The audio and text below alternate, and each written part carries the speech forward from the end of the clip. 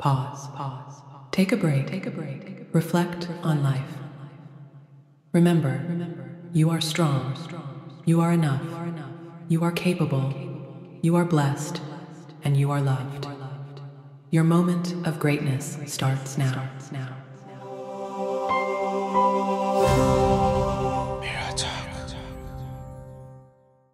In this episode, we'll fall in love again with fitness. Helping us with this is a fitness and life coach. She's the founder of Fall in Love with Fitness podcast, the HIIT Dex app, that's HIT Dex app, and also the founder of Make Peace with Food. Welcome to the show, Sherry. How are you doing? Thank you so much, Toby. I'm so happy to be here today, and I'm doing great. It's a beautiful day in Montreal, Canada. It is freakishly warm here. Normally we have a lot of snow, but the season's been very, very strange everywhere this year. Wow, that's so nice to hear. I mean, here in Hamburg, Germany, it's quite cold, rainy today. Yeah. Well, it's nice to be in the warmth of an apartment speaking with you right now. I'm looking forward to learning so much from you in this conversation. Thank you so much. I'm so honored. Thank you. So, I mean, I was preparing for this conversation and I was like, yeah, I'm actually excited to be speaking with you because of your backstory. Like, you went through some experiences which transformed your life, and now you are helping other people out there to have a non-diet approach towards losing weight or becoming fit or even being happy with the way they are. So I would like us to start from the beginning. Like, would you like to share your story of how you were able to transform your body and also transform your entire outlook on life? Yeah, absolutely. And thank you again for that warm welcome. And, Toby, one thing I'll say is that everything is about identity. And whatever we believe about ourselves, however we speak to ourselves, that becomes our truth. And so I've seen this a lot too when I would own a gym or when I start working with new clients. They actually begin to see progress the moment that their self-image changes or their self-concept, the way they start to view the capacity and the possibility that they're able to do. And that's really what's behind my story. I grew up super involved in sports. I was a child athlete. I was a tomboy. I was always competing against the boys. I always wanted to do more push-ups than them. I wanted to run faster than them. And I always had to prove that. And so even when I was growing up in middle school and elementary school, I actually was a competitive swimmer. And by the time I got to high school, I was now playing varsity sports and volleyball and basketball and track and field. And generally, I would always place first place in things, or I would be MVP of the team. And that was sort of, again, that was just my natural, who I always saw myself to be. And then one day when I was 16 years old, I was actually living in Lugano, Switzerland at the time. I was going downtown Lugano to buy Pearl Jam concert tickets because Pearl Jam was coming in town and they were my favorite band at the time. But my roommate and I went downtown to pick up tickets. We got our tickets. And then on the way back to the dorm room, I ended up actually getting hit by a car. I was trying to rush as fast as possible to catch the bus, and we had to check in at a certain time. Otherwise, there was consequences when you're in boarding school. And so I actually only woke up in the hospital. So I didn't actually really know what happened. And all of the details of the accident I actually got from my poor roommate who watched this whole thing. And what happened was I was crossing the street. I didn't see the car coming and I got hit and then flew all the way across to the other side of the street onto the sidewalk. And so when I first woke up in the hospital, I had a headache. I had a lot of scratches and abrasions on my face and everything else kind of looked okay. Yes, I was so sore. I was bruised. There was aches and pains. But then when I got back to basketball practice and I started training again a couple weeks later, I started to feel a very intense pain in my right glute. And that just kept intensifying and getting worse and worse and worse up until it got to the point where it was going all the way down my leg. It was shooting electrical pain. I could barely at this point go uphill. I couldn't shower on my own. I couldn't stand long enough to take my own shower and I needed assistance. And that's where they sent me back home to see my parents. And then I discovered that I had severely damaged my spine and I needed a back surgery. And so by the time I turned 17, I had my first back surgery. And it was at that point, Toby, that the doctors told me that I'm never allowed to do sports again, that any sort of physical activity would be off limits for me. how did that make you feel? Like, you've been very active, competing in everything. So no, you can't do this anymore. You can't compete anymore. You can't do this. It was the worst day of my life. It was the worst news I've ever received in my life. I was so angry. I slammed my fist so hard at the doctor's office, and I was just crying, just very, very upset. But I listened. I took the advice and I listened, and I found myself in a lot of chronic pain. Before that, the pain was just really in my leg, but then after the surgery, all the pain was in my back. In fact, my whole life was about my back pain, how long I'd sit, where I'd sit, what kind of chair it was, what kind of car I would sit in. If I were to go to a social environment, I have to always ask the host, is there a place for me to lie down at some point? And even when I was in class, by the time I got to university, I would even tell my professors, look, there's going to be moments where you're going to see me actually go in the back and lie down because I literally can't sit for that long. So that's my world. And I was on pain medication all the time. And so when you're that age and you're really trying to connect, because that's a very important time of our lives where we connect socially with people, I ended up connecting in an environment that didn't really serve me. In fact, it was a very partying environment. And I started spending my time with exactly the opposite type of sort of social people that I was surrounding myself with previously. And so that led me on to negative habits that, again, didn't serve me. And by the time I was in my early 20s, I was probably 21 maybe at this point, and I just had this aha moment, like, oh my gosh, like who is this person? This is not me. I never ever saw myself like this. I never ever saw myself doing all these things that I'm doing now. I always saw myself as this athlete. Like that's just my love. Like that's really what's in my heart. And so even though I was on pain medications every day, even though I was always in chronic pain, that was actually the first time I decided that I was going to sign up at a gym. So during that time, and by the time I had done that, I was actually in my master's degree studying chemistry of all things. And so I signed up in the gym. I had zero idea what to do. At that point, I actually was just copying people. Like whatever I saw them do, I did. Someone did something with their legs, I did that. Someone else did this other machine, I did that. And I was just consistent for several months. I would just kept showing up and just kept doing stuff until I started to actually feel that I was able to come off my pain medication. I wasn't experiencing back pain anymore, and I was feeling stronger and more stable in my body. And then I bought a treadmill. Even though my doctors had told me in the past that I'm not allowed to run and I should only resort to like walking on a treadmill, I purchased a treadmill and then I started to run 5 minutes at a time until I was able to do a full hour outdoors. And it was at that moment, the day that I did that, I was like, all right, I'm done with chemistry. This is my life's calling. My life's mission is to really help people overcome any major injury or obstacle or adversity. Because if I can do this and doctors told me that I couldn't do this and my body wouldn't be able to do this for me, I need to help other people do the same. And it really just comes to this place where we have to be super accepting that there are challenges in life. We're all given different challenges, but it's up to us to decide what we're going to do with that challenge, because we're all living our own story.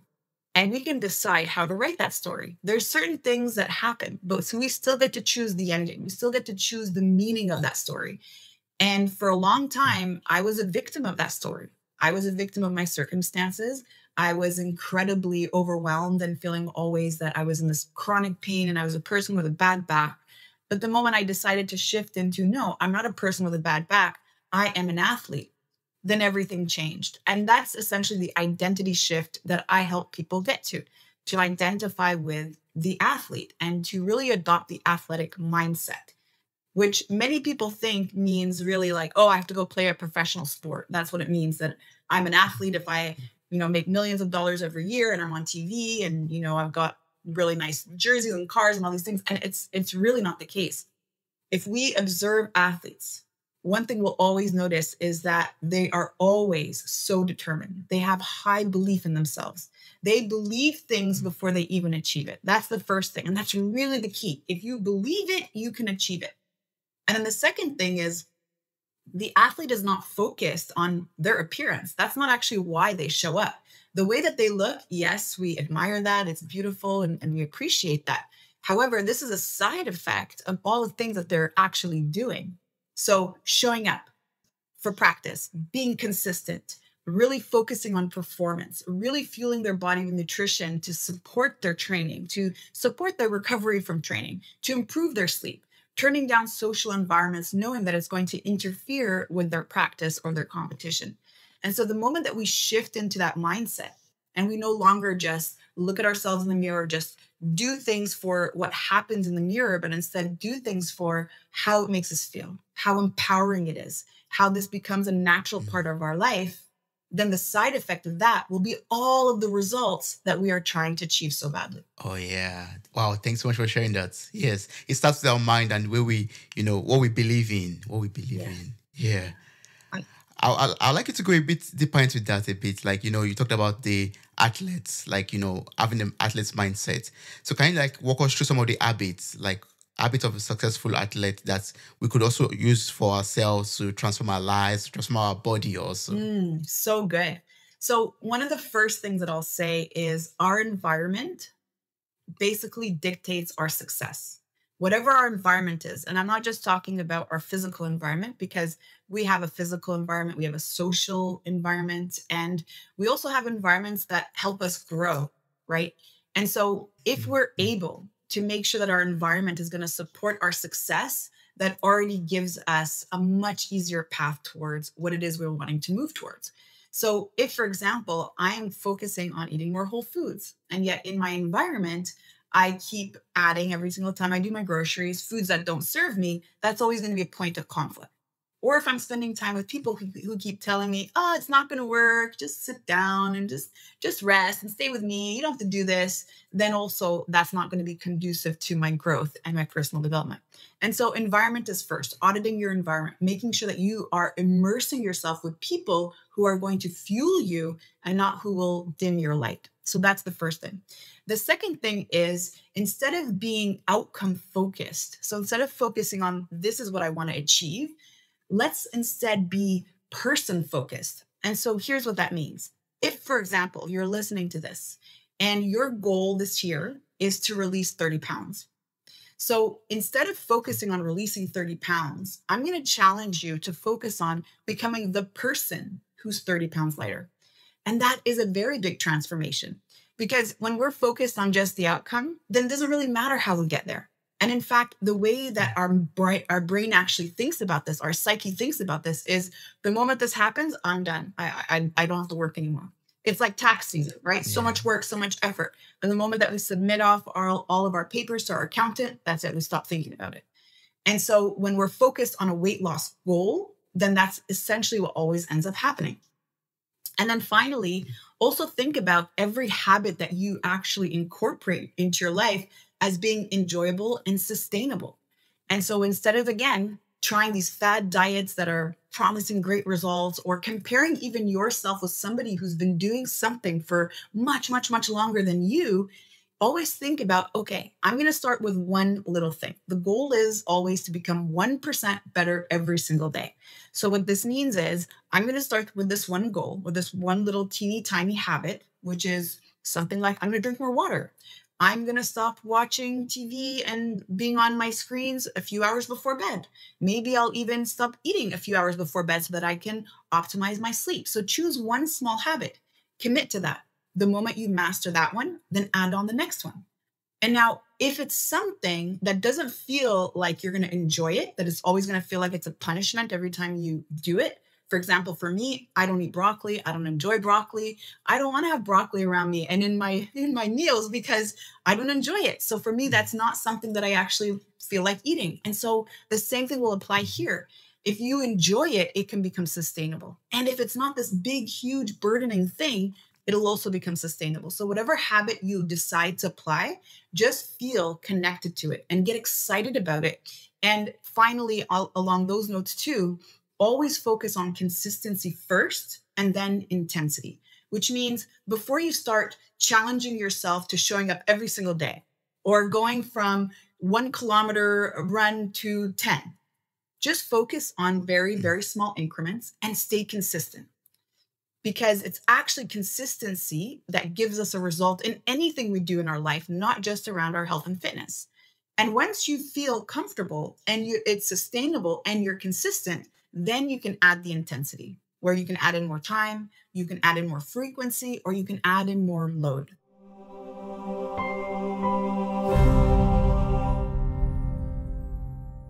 Hey there, podcast enthusiasts.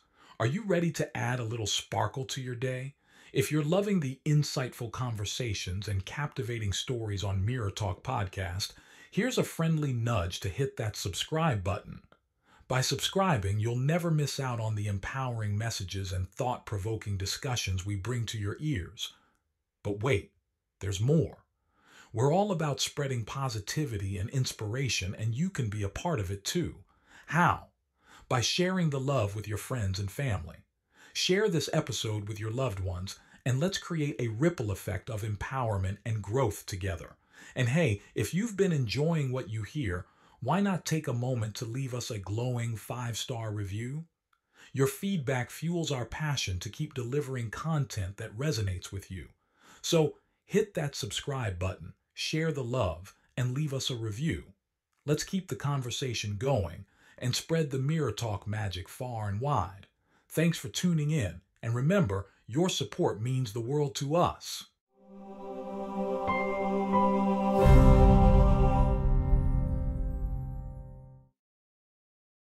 Oh yeah. Wow, that's powerful. That's very powerful. Thank you so much for sharing that. Like, when you want to like adapt a new habit, for example, ensure that it's something that's enjoyable, and don't start a massive thing. Take it 1% at a time minimum, and also ensure that whenever you want to start or cultivate a new habit, ensure that it is in alignment with what or who you want to become. Who you want to become in life. Yeah. Wow. That speaks so deeply to me, like beyond measure. So I'm like, wow. Yeah. And make sure it's enjoyable. The whole journey should be enjoyable to you too. Yeah. And it's similar, Toby, to having, let's say, a messy house. Okay.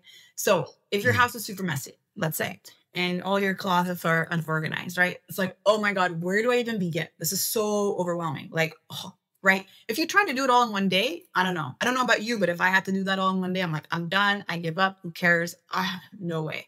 So instead, it's sort of akin to choosing one little task to do. All right, today I'm starting with this bedroom, and then tomorrow I'll do this closet. And then the day after, I'm going to do the kitchen. And then the day after that. So it feels like it's work, but there's a lot of focus, and you're focusing on one thing at a time. The moment that's done, move on to the next thing. Before you know it, your whole house is organized, it's gorgeous, it's clean, and now you just have to maintain. And as we know, maintenance is much, much easier. You just have to stick to the routine. You just have to stay consistent. And so view also your goals almost in the same way. Just focus on one thing and then make it fun, make it enjoyable. And don't forget to reward yourself. Don't forget to celebrate, because celebration reinforces that positive feeling and starts to connect the positive emotion with the thing that you're doing.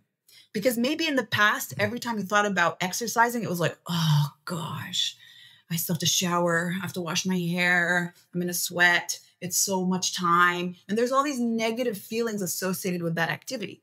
But if we can shift that emotion, attach a positive emotion, a high vibration emotion to the thing that you're doing, you're going to stay consistent.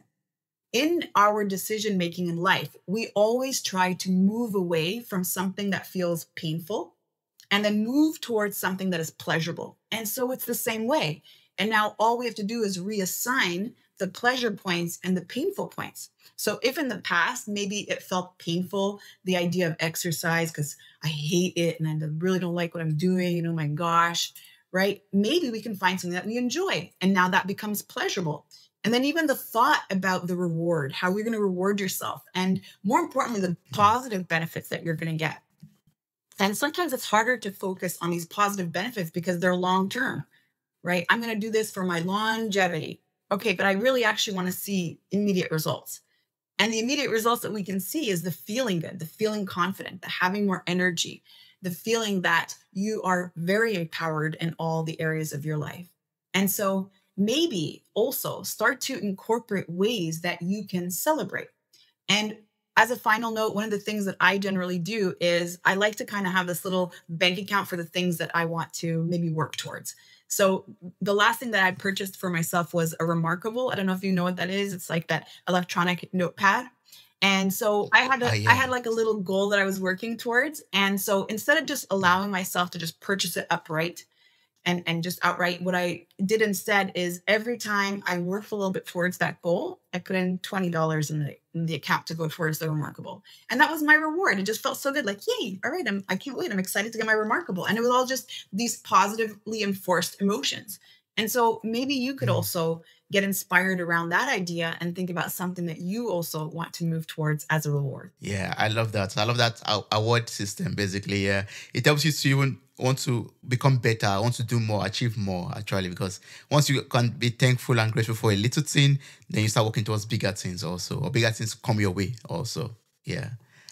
Yes. I really love us to talk about your, anti-diet approach also, because a lot of people are on this weight loss journey and maybe that's their goal. That's who they want to become. Like you said earlier, don't just set the goal, become that person that's, gets that goal. So there are a lot of people out there that want to become that, weight loss person, or they want to become that slim or I don't know, fit person, basically. I don't know how to describe that. So I would just like you to tell us about the anti-diet approach that, rewires the brain's relationship with food to naturally release body weight struggles forever. Like, how does that work? So good. Yeah. So the first thing is, I want to say that anti-diet doesn't mean, hey, eat whatever you want and, that you can have as much junk food as you want, because there's still this fine balance between understanding the impact of processed foods and refined foods, really foods that are man-made that the body doesn't recognize, and then allowing yourself to create a natural balance between that. And then also having foods that do serve you, foods that the body recognizes and can utilize and actually rebuild itself from. And so we refer to these foods as whole foods. And it's not about we're not allowed to eat this and we should be eating that. There's no shoulds. However, what we want to do is move towards eating more of the foods that serve us and then less of the foods that don't, because you're going to start to actually notice how they impact you. And so, again, the reason I'm adding this in is because you may be scrolling on social media and you might see people talking about intuitive eating and being anti-diet. And they're suggesting to you that this means have as many donuts as you want for breakfast, lunch, and dinner. And that's what anti-diet means. No, because that is actually the other extreme. And so we don't want to be on either sides of the extremes. In fact, it's actually really all about listening to your body and cueing into these body's cues. And so when we are very, very restrictive, there's actually an impact and an effect that we have on the nervous system that will always drive us to start to obsess about the foods that we restrict. And we have to ask ourselves, those who've started dieting or those who are dieting, why are they still dieting? Why haven't they gotten success? And in fact, studies show over and over and over again that those who diet end up actually putting on more weight than they ever even wanted to release in the long run. So this is staggering. And the other thing too is it's interesting how we always try to control our food or restrict our food to release weight. And yet we also say that repeating the same thing over and over and over again, expecting a different result, is called insanity. And so I've seen this throughout my entire career, really, people starting to go on a diet and then seeing temporary results because they are temporary and most of them are quite restrictive. Coming back to the conversation we were having earlier, they're not sustainable. And then again, coming back to the conversation earlier, the moment that they achieve their goals, they stop working. And so diets only teach us to be strict for a short amount of time. And then diets also confuse us because almost every diet is backed by science. So remember, Toby, when I first got into the health and fitness space, my background is in chemistry. And so I always actually look for scientific proof behind things and research for me to really feel like, okay, this is viable, this is acceptable information. But when I started actually researching diets, and I got into diets when I first actually started my fitness career, because I wanted to find the right way to eat so that I can share that with my clients. And so when I first started my journey, everyone was talking about low-fat diets.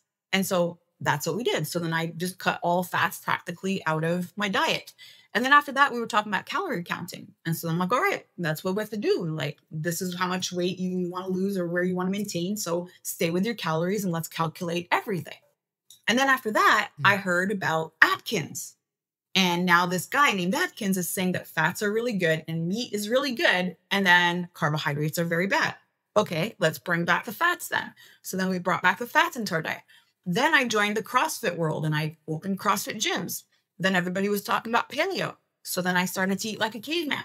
And then after that, it was a zone diet. Then after that, it was keto. And then after that, and it just kept going on and on and on and on.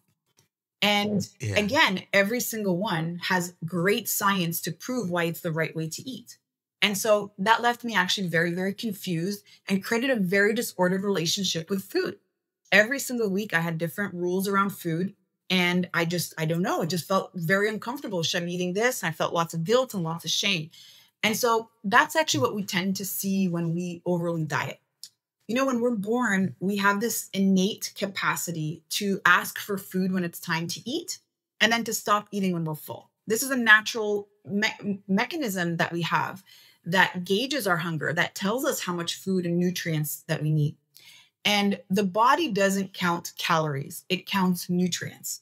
And so for the body, 50 calories coming from junk food or refined food is not equivalent to 50 calories coming from fruits or vegetables or other whole foods.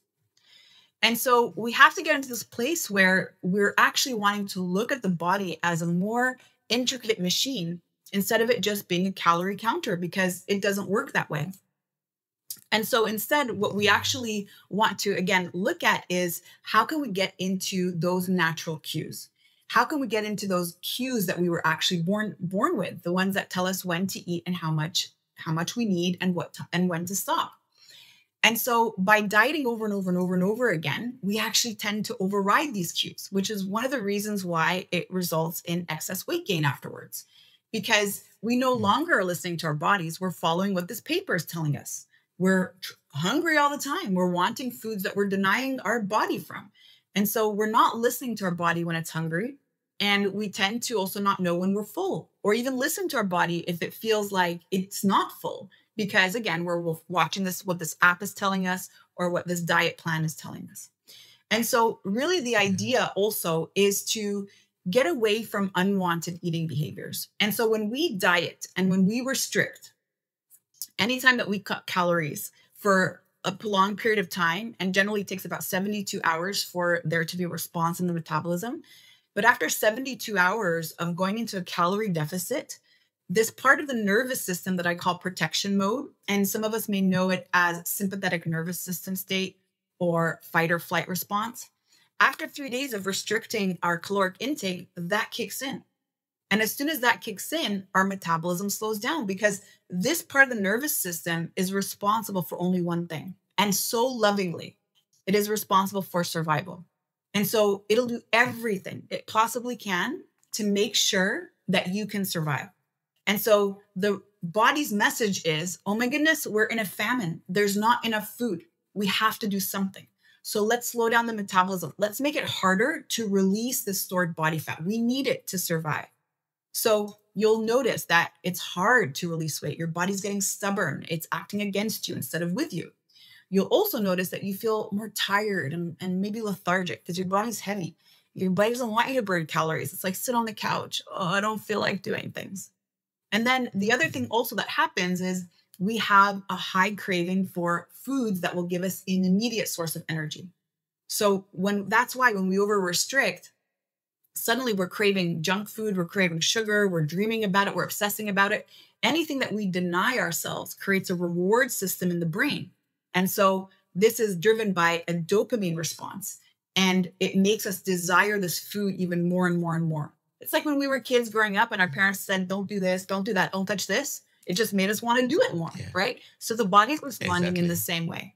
And so after multiple cycles of dieting, Toby, what we end up seeing is people develop unwanted eating behavior, binge eating, emotional eating, stress eating, nighttime snacking, all because they've created this protection mode response in the body, and it's always driving them to crave foods, and not just any foods, but foods that can give them an immediate source of energy. And unfortunately, that tends to be the junk food, the refined foods, and the processed foods. Yeah. When you were talking about that, I was just thinking about fasting. You know, it's a lot of us fast, I mean, religiously and also as a means of dieting also. But I would just like to know what's your intake on that is like. What's your opinion on fasting and what you just described right now about, after 3 days, your metabolism just reduces and your body wants to just save everything because it believes that we are in a famine. Yeah, so good. So I'm actually fasting right now, to be honest, and I practice intermittent fasting. It's one of the most powerful tools. It's one of the most powerful tools for health and for healing and for longevity. The side effect of intermittent fasting is releasing weight. Okay. Now, I want to just back up a moment and talk about the nervous system, because this is really, really important. And this is really what creates the success around intermittent fasting, or maybe even harm. And so I spoke a little bit about the nervous system earlier.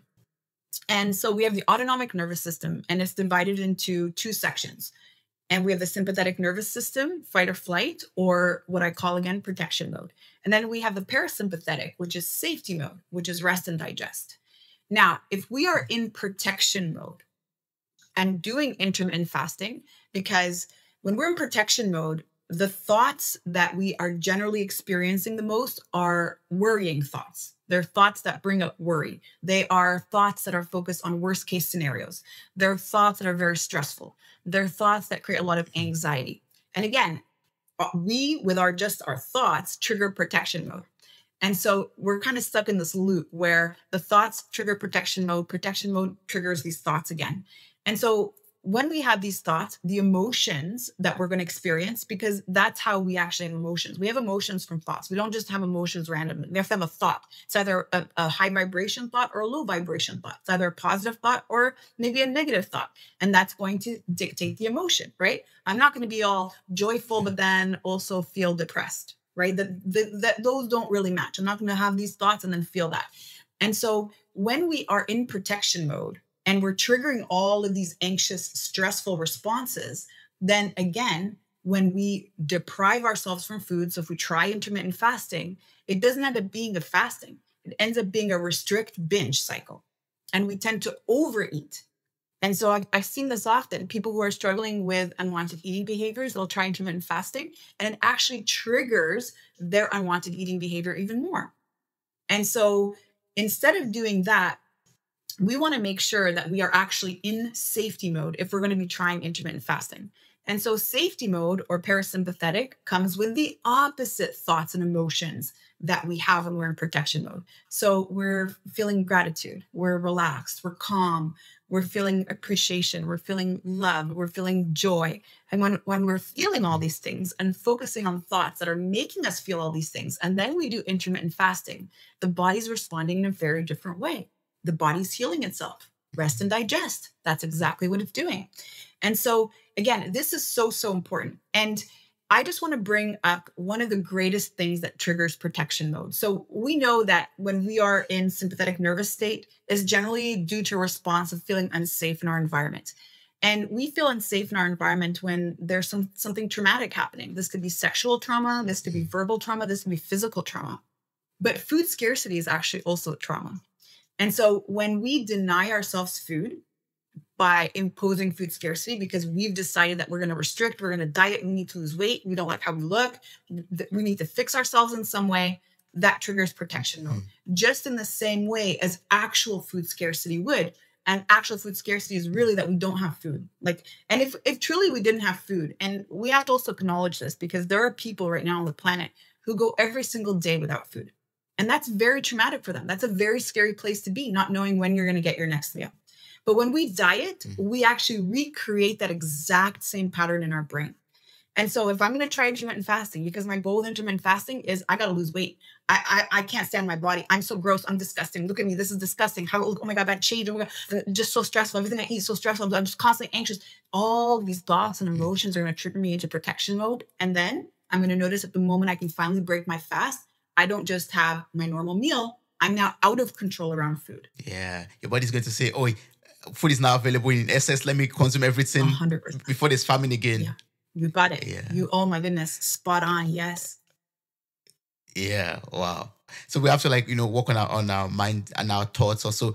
And I like what you said, before you start this kind of fasting, you first have to put yourself in that state or be in that state of, being joyous. Your thoughts are like focused on positive things, and then your body will be able to just relax, rest, and digest and rejuvenate itself also. Yeah. And Toby, this is going to sound so silly and so overly simplified, but it's as simple as loving yourself through it. How many people, honestly, do you hear love themselves through their weight loss journey? I don't hear a lot. I've been in this space for almost 25 years. Most people, New Year's resolution, or they're about to turn 40 or 50 or 60, or whatever it is, all of a sudden they need to change their body because they actually don't love themselves. In fact, the way that they speak to themselves, they would never even accept someone else to speak to them in that way. Yet this is what's going on all day, going on all day, going on all day. And so it's okay that you're in a position right now where you want to make a change around your health. In fact, that's so exciting. Congratulate yourself for that. That's really great. But why can't it be that and you're also moving lovingly towards where it is that you want to go? Instead of, oh, I got it, and my health is terrible. Why did I do this? How did I let myself get like this? Why? What's wrong with me? And I got to do something about it, right? That is so stressful. You're already creating that anxiety in your own body. You're creating that stress around your health and fitness journey. So every single time there's a conversation or a thought about exercising or a thought about changing your physical body, it becomes incredibly stressful for you. And so starting off every single day, and one little exercise that I've found is so incredibly powerful. And this is so incredibly powerful, especially for women who for many, many years have spent a lot of time in negative self-talk. But what would happen if every morning you would start your day standing completely naked in front of the mirror and just loving yourself, loving every square inch of your body, and loving yourself for the salad that you chose, loving yourself for the glass of water that you just drank, loving yourself for the 5-minute walk that you went on, loving yourself for removing toxic people out of your life. And the more you love yourself through that, you are shifting into safety mode. I love that. Yeah. Shed those weights, not just in your body physically, but also your mind, environment, everywhere. Yeah. We need to go on diet basically, or weight loss basically in our real life, not just in our meal and food that we eat. Yes. Yeah. Yeah, absolutely. Yeah. Shed the baggages. Yeah. Yeah. So I believe that once we're able to do all of these things, our body becomes this fat burning machine, basically, because our mindset is already fixed on who we want to become, and before we know it, we become that person. And whatever we eat, as long as we're eating it according to what our body needs at the moment, and we are being conscious and intentional with our feeding, then we'll be able to eat the right things, make right choices when it comes to food, and live our best life ever. Yeah, absolutely. And the most important component is really to shift your body into safety mode. Remembering that, number one, if you reduce your calories and you're always restricting calories, that you're going to trigger protection mode and food obsession in general. And then number two, manage your cortisol level. That's your stress hormone. And that is the hormone, one of them alongside with adrenaline, that's released during protection mode. And cortisol's job is to make sure that you conserve energy and to get more energy, which is why you'll have more sugar cravings. And then number three, manage your insulin levels. Managing your insulin levels is so important. Insulin is the storage hormone. It is responsible for not only storing carbohydrates, but also excess calories that we take in from food and converting that into fat. And insulin also prevents any release of fat from fat cells. And so if we're able to manage our insulin by always choosing whole foods, by always maybe trying to complete our meal so that when we eat a full meal, we feel satisfied. We don't feel like we need to nibble all day long. Because every time we eat and we nibble food all day long and have little micro snacks all day, we're constantly releasing insulin, putting ourselves in fat storage mode.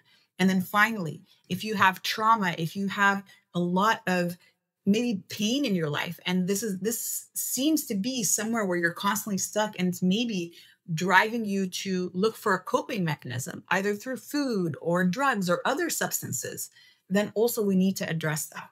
And that's actually the work that we do in our program, Make Peace with Food, is we help women shift their nervous system from protection mode to safety mode. And through this response, they naturally release weight and it becomes a very exciting journey. Yeah. Move from protection mode to safety mode. Yes. Yes. Yes. Wow, I've learned a lot from you, Sherry, in this conversation. And there are a lot of things I'm going to take along for myself to improve myself, improve my fitness journey also.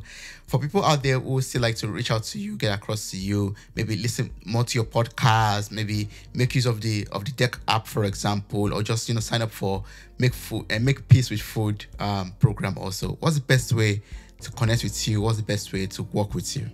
Well, thank you so much, Toby. I just want to say and honor you so much for your beautiful space that you've created here and for sharing this message and for the work that you do. There's so much love and passion coming out of you. It's just beautiful to be in this resonance with you. So if anybody wanted to reach out, they can find me on Instagram at Sherry Shaban Fitness, and you can message me from there. And I actually would love to extend the offer to a 90-day free premium subscription on the HitDex app. All you'll have to do is just download that, and then you can message me, and I'm going to grant you 3 months free on the HitDex app. And then if anybody is considering maybe working and overcoming their unwanted eating behaviors, then if you head on over to makepeacewithfood.com, there's a free workbook download for you to get you started on your journey and really learning how to make peace with food. Oh, that's beautiful. Thank you so much for that. I'm going to place the link to your website in the show note of this episode. So I encourage everyone out there to reach out to you. Go to the website, makefoodwithpeace.com. Read more about, Sherry, read more about the program and the services that she offers. And also listen to the podcast, Fall in Love with Fitness podcast also. That would be very awesome. Thank you so much, Sherry, for this wonderful time speaking with you and everything I learned from you. I truly, truly appreciate it. Thank you, Toby. The pleasure's all mine. What do you think about this episode? Could you share your honest review with us? Details are in the show note for this episode. Thank you. Wow, you made it to the very end of this episode. Thank you so much for listening. I'm grateful for your time, your love, and your contributions. Subscribe, like, review, and share this podcast. God bless you. Bye. Bye.